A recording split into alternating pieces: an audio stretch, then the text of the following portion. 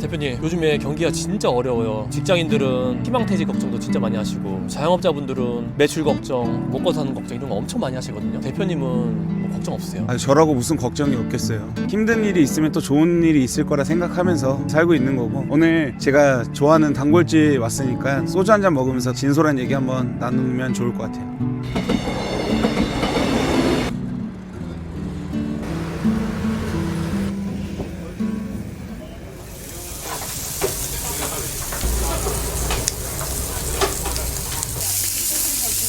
눈과 비가 좋아지더라고. 너무 신기한 그런 경험이었지. 그럼 대표님은 직장 생활 해보셨어요? 저도 학교를 졸업하고 부모님이 치킨집을 해서 치킨집 배달을 좀 하고 있다가 광화문에 있는 동아면세점에 취직해서 물류팀에서 일을 해본 적이 있어요. 직장 생활 한 얼마 정도 하신 거예요? 저희가 한 1년 정도 직장 생활을 하다가 워킹홀리데이를 호주로 가게 돼서 한 1년 정도 생활을 하고 이제 돌아와서 조그맣게 포장마차부터 시작을 하게 됐죠. 어떻게 하다가 처음에 장사를 해야겠다 결심하신 거예요? 저는 운동을 하던 사람이어가지고 체대 입시를 준비하고 있다가 군대를 가게 됐는데, 제가 저희 부모님이 치킨집 합니다 라고 하니까 군대에서 튀김이 되게 중요한 음식이더라고요. 치킨을 튀겨야 되니까. 그래서 취사병이 바로 됐죠. 그래서 경험을 쌓다 보니까 요리가 나한테 좀 적성이 좀 잘 맞구나. 그래서 좀 요리랑 이런 장사에 관심이 생겼고, 부모님의 영향을 또 받아서 좀 남들보다 쉽게 장사에 접근을 했던 것 같아요. 제가 좀 친구들한테 오지랖이 넓다는 소리를 좀 많이 들었어요. 하나 둘씩 막 다 챙기고 싶고, 장사도 그런 거의 연속이 아닐까 싶었어요. 그러니까 내가 좋아하는 음식을 하면서 손님들한테 맛있냐고 물어보고, 지난주에 뭐 하셨어요? 어디 매출 안 보이시던데, 막 이렇게 관심을 가져주는 게 오지랖이거든요. 고집을 부려도 욕 안 먹는 건 장사밖에 없다, 이런 생각을 좀 했던 것 같아요. 네. 처음에 장사를 하시기로 결심하시고 나서 네. 제일 처음에 여셨던 게 뭐예요? 국대포차라고, 그거를 제일 먼저 했어요. 그거 가맹점 아니에요? 네, 가맹점이에요. 근데 원래 처음에는 제가 마약찜닭이라는 그 단어를 유행시킨 브랜드를 하고 싶었거든요, 사실. 근데 돈도 없고 거기는 창업을 했을 때 가이드라인이 너무 높다 보니까, 그래서 저희가 하기도 어려웠고, 알아보다가 이런 브랜드가 있었는데 돈이 없어서 그걸 선택한 거죠. 맛도 좋고 생각보다 괜찮은 것 같은데 라는 생각이 들어서 그 브랜드를 선택해서 차리게 됐어요. 장사를 이제 하시면서 네. 업종들을 뭐 몇 가지 정도 해보신 것 같아요? 한 7가지 정도 했던 것 같아요. 뭐 족발 보쌈집도 했었고, 닭도리탕집, 닭발집도 했었고, 소곱창 전문점도 했었고, 치킨집, 포장마차는 한 2-3개 정도 했었고, 그 다음에 코로나 직전에 한 3개 정도를 동시에 했던 것 같아요. 근데 코로나가 시작되고 2개가 문을 닫았죠. 그때 코로나 때 정말 힘들었어요. 좋은 사람이 되고 싶어서 코로나 처음에 한 2-3달 동안은 금방 끝낼 거라 생각을 해서 직원들 월급을 막 줬어요. 직원들 때문에 돈을 벌었으니 지금 영업시간이 짧아졌다고 해서 직원들은 또 내야 될 돈도 있고, 뭐 대출도 있을 거고, 적금도 있을 거고, 카드값도 있을 텐데, 이 친구들한테 월급을 줄인다는 건 그 친구들이 빚을 지게 만드는 현상이라고 생각을 해서 월급을 제대로 줬거든요. 근데 그게 한 달, 2달 되니까 조만간에 끝나겠지라고 생각했는데 안 끝나더라고요. 그때 많이 힘들었어요. 한 5개월 정도 지나고 나서는 직원들한테 속사정을 얘기했죠. 그래서 그 친구들이 그때 이해를 하고 월급을 삭감하면서 같이 일해줬고, 그 일했던 친구들 중에 한 명은 제가 지금 운영하고 있는 회사의 가맹점주가 됐고, 또 한 명은 저희 회사의 팀장이 됐고. 지금 가맹점을 운영하시는 대표님이시잖아요. 네네. 가맹점을 하시고 싶어하는 사람들이 또 어떤 분들이 제일 많으세요? 돈을 많이 벌고 싶은 사람들이 제일 많고, 지금 본인의 월급이 만족스럽지 않으시고, 그리고 회사 일에 대한 불확실성, 내가 언제 회사를 그만둬야 될지 모른다, 언제까지 근무할 수 있을지 모르겠다, 이런 분들이 회사를 다니시면서 문의하러 많이 오세요. 제가 되게 놀랬던 거는 국내 기업 중에 이제 대기업은 삼성, SK이노베이션 이런 회사에서 근무하시는 분들도 저한테 상담을 받으러 오세요. 자기도 우리 가게 단골이신데 지금 당장은 아니더라도 나중에 이렇게 창업을 하려면 얼마가 필요하고 어떤 게 중요하게 생각하고 하는지 상담하러 오세요. 왜 이런 일들이 생기는 것 같으세요? 가장 큰 문제는 그거 아닐까요? 나이가 들면 재취업이 힘들다? 내 나이에 어디를 취직해? 누가 날 뽑아줘? 이런 표현을 쓰더라고요. 회사를 하면서 정말 조금씩 모아놨던 그 돈 가지고 창업을 하고 싶은 거죠. 불안하니까. 나 지금 다니던 회사처럼 날 대우해주는 회사가 있다고 하면 처음 안 하죠. 불확실함 때문에 도전하시는 분들 되게 많은데, 그렇기 때문에 대한민국 치킨집이 많은 거예요. 우리나라가 자영업의 이게 왕국이잖아요. 진입 문턱이 낮다고 생각하다 보니까 직장을 그만두시면 자영업 시장에 뛰어드시잖아요. 장사가 누구나 쉽게 도전할 수 있는 건 맞아요.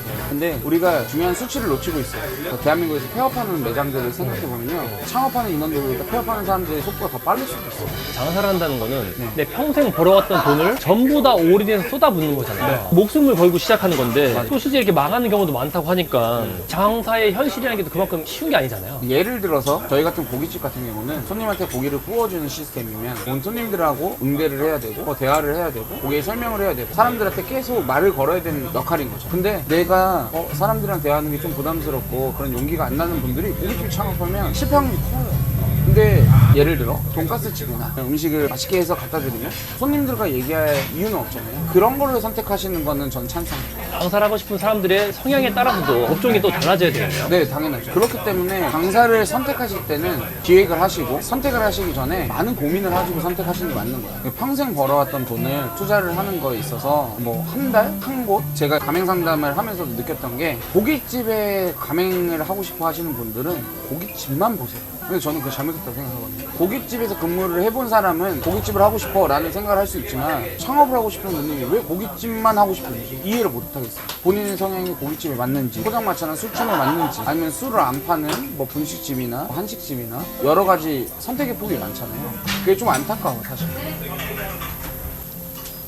제가 고깃집 기준으로 말씀드릴게요. 고깃집에서 3천만 원을 팔면 하루에 100만 원 파는 거거든요. 고깃집 평균이 3천만 원이 안 돼요. 1억 파는 매장들은요 로또 맞을 확률이랑 비슷해요. 대한민국에서 좋은 상권 중에서 뭐 30평 기준으로 1억을 파는 매장이 대한민국에 몇 개나 있겠어요. 투자와 그 수익은 비례한다고 저는 생각하거든요. 근데 나는 투자할 돈이 30평짜리 할 가게밖에 안 되는데 왜 그 로또를 꼭 원하시는지 모르겠어요. 우리는 로또를 생각하지 말고 조금씩 늘어나는 적금처럼 생각하셔야 되거든요. 오해하시는 게 뭐냐면 엄청난 돈을 벌어야 된다. 1,000만 원 이상, 2천만 원 이상 수익을 벌어야 된다. 그게 맞는 투자다 생각하시는 분들 많지만요. 반대로 제 친구도 유학 다녀오고 대학원 졸업하고 제가 고깃집 30평짜리 하는 비용보다 더 많은 돈을 투자했어요. 근데 그 친구도 지금 한 달에 500, 600을 벌고 있잖아요. 좋은 대학교를 나오고 좋은 회사를 다니는 친구인데도 사실은 현실은 내가 내 직장을 사는 비용이라고 생각하셔야 돼요. 근데 그 직장에서 잘 근무하는 사람은 그 직장을 오랫동안 근속하실 거고 열심히 일하지 않으면서 불평불만만 있는 사람은 1, 2년 안에 교육비를 뽑지 못하고 버리는 돈이 되는 거죠. 대표 여기 고기가 참 맛있어요. 대표님은 고기 장사를 하시잖아요. 이걸 딱 보시면은 이게 좋은 고기인지 아닌지 이게 아실 수 있어요. 좋은 부위인지 안 좋은 부위인지 알 수 있고요. 저희가 처음 창업할 때 책도 많이 읽고 계속 궁금한 거나 새로운 거나 공부를 하고 있기 때문에 처음에는 저도 이제 고기 잘 몰랐었는데 고기에 대해서 공부를 하다 보니 왜 이렇게 질이 좋은지 이게 어떤 과정에서 나빠질 수 있는지 이런 것도 공부하고 그 전에 다른 업종 하셨을 때는 고기에 대해서 잘 모르셨을 거 아니에요? 네. 그럼 처음에 딱 이 고기 장사를 하셨을 때 좀 네. 어려움 없으셨어요? 제 친구가 처음에 가게 오픈했다고 왔는데 축구팀 친구들이 한 10명 정도 왔는데 먹고 옆에 가게로 가더라고요. 저한테 맛없다고는 말을 안 했는데 옆에 가게 가가지고 갈비를 먹더라고요. 맛있게 만들기까지 공부를 해 나가셨던 거예요? 사실 고기는 그때랑 지금은 똑같은 고기를 쓰거든요. 좋은 고기를 써요. 근데 맛이 없다는 거는 그 고기를 어떻게 굽냐, 어떤 수수 쓰냐, 고기에 굽는 이해도가 떨어짐으로 인해서도 고기 맛 차이가 엄청 심하거든요. 그릴링을 하는데 우리 교육받지 않은 인원들이 고기를 구울 때 고기 맛이 너무 현저히 떨어지거든요. 그런 거를 이제 공부하고 나니까 자신감 있게 할 수 있고 저희 직원들도 그릴링 마스터 교육을 다 받기 때문에 고기 이해도가 되게 높은 편이거든요. 제가 이 매장을 좋아했던 이유가 코로나 때 정말 힘들 때 제 친구가 여기로 불러가지고 밥을 사줬거든요. 저는 그 시간이 너무 행복했어요. 그래서 이 가게가 행복한 가게가 된 거예요. 음식 맛은 대한민국 거의 평준화돼서 비슷비슷해요. 저희 회사도 중요하게 생각하는 부분이 추억을 만들어드리고 기억에 남는 장사를 하자. 그렇기 때문에 저희 직원들한테 서비스 교육을 제일 많이 시키고요. 점주님들한테 요구하는 것도 손님한테 진심으로 좀 대해달라. 이런 얘기를 많이 강조하고 있어요. 대표님, 그러면 제가 만약에 이런 가맹 사업 같은 거 하려면은 돈이 얼마 정도 들어갈까요? 돈 얘기는 나중에 하는 걸로 다음에 또 알려드릴게요. 네, 오늘은 이만. 어휴, 이모 저 갈게요. 들어가세요. 네, 들어가십시오.